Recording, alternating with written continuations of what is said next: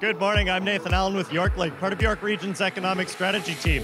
Thank you, Nathan. Yeah, it's fun to be interviewed instead of me doing all the interview, but I've had a blast interviewing maybe 35 people so far. It's been a lot of fun, and so many innovative startups that are here on behalf of York Region or have some affiliation with the region, like an incubator or what have you. But yeah.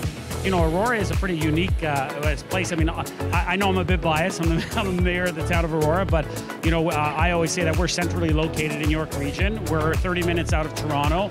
And you know what? At the end of the day, we allow our companies or anyone that comes in to be bold and exciting and to flourish. In the data space, technologies like DB2, our Cognos business for business intelligence, you know, our latest and greatest technology around Watson-X is actually coming out of the lab here.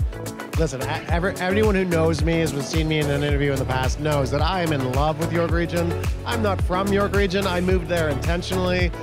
Started a business intentionally. We were just talking about this. There is this incredible feeling in York Region when you're dealing with businesses, that businesses help other businesses. It's not a bunch of people who are sort of doing business for business sake. You'd never heard the, well, we just did it for business sake. There's people actually wanting to support other people. The Canadian Life Sciences and Technology Park, please tell us what it's all about. Sure, so 56 acres worth of land that is in the process of being developed into becoming the next late phase life science and technology ecosystem, if you will, so that we can have a space whereby early stage pharmaceuticals, life science and technology companies can graduate into, so that we can maintain our talent here in Canada.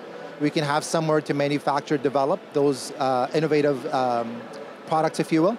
When we look at the market today, only 0.5% of the entire plastics market is bio-based. And so we know that there's still a lot of gaps that exist, especially when it comes to performance and price. And I know everyone thinks about the soggy paper straw. They're just not functional products. And so our goal is to really accelerate the adoption of these materials through innovative material technology and chemistry.